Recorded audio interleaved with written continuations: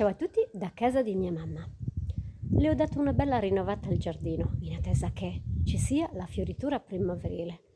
Adesso siamo a fine febbraio, poi a fine giugno ci sarà la seconda eh, raccolta delle foglie e delle potature.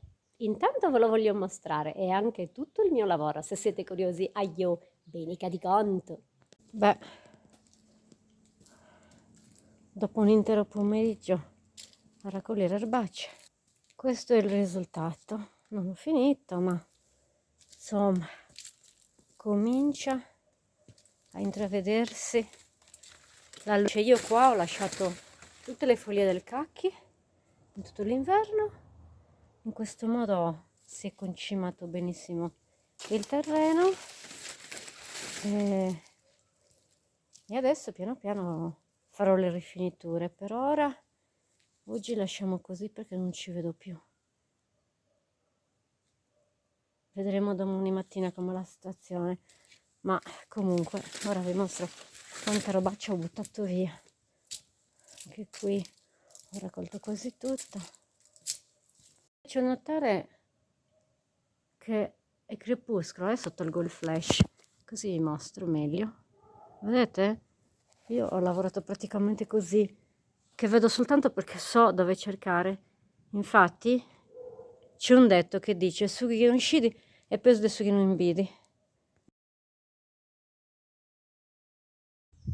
Ci sono da fare le rifiniture, però direi che è un bel lavoro gratificante. Domani tra la vigna e l'orto devo cercare di concludere, che la settimana prossima sarò assai più impegnata che Dio vuole.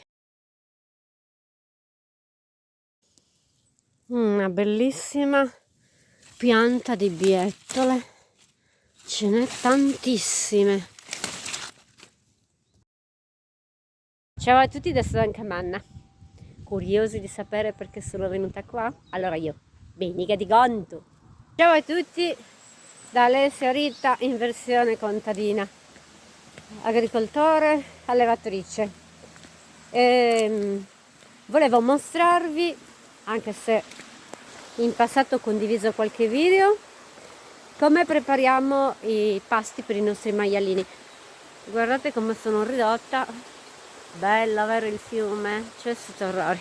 Io sono insudiciata di farina perché abbiamo macinato i cereali per i nostri maialini e un'operazione che svolgiamo di tanto in tanto, dipende, è un lavoro periodico a seconda delle nostre esigenze. In questo caso vogliamo essere, tra virgolette, sicuri di avere il mangiare per 2 settimane, per cui abbiamo macinato sufficientemente per questo periodo. È un lavoro molto faticoso, ma ci dà tante soddisfazioni. I costi sono veramente proibitivi perché costa tutto tantissimo, però almeno possiamo dire di mangiare della carne di nostra proprietà che sappiamo come è stata allevata. E poi dall'orto io non torno mai a mani vuote, sto portando delle bietoline a un'amica e io 2 cipolline per preparare delle favette con appunto i cipollotti freschi. Questi sono cipollotti ricavati da delle vecchie cipolle che mio babbo ha ripiantato e adesso sono pronti per essere consumati. Dalla nostra fattoria è tutto. Vi saluto, ciao e Sibilisanus.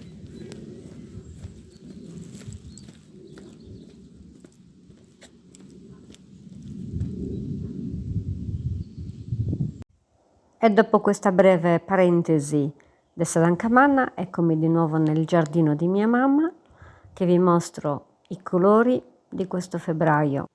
Il giallo del limone, il rosso delle bacche dell'agrifoglio, l'arancione di mandarini e arance, tutto pulito e ordinato.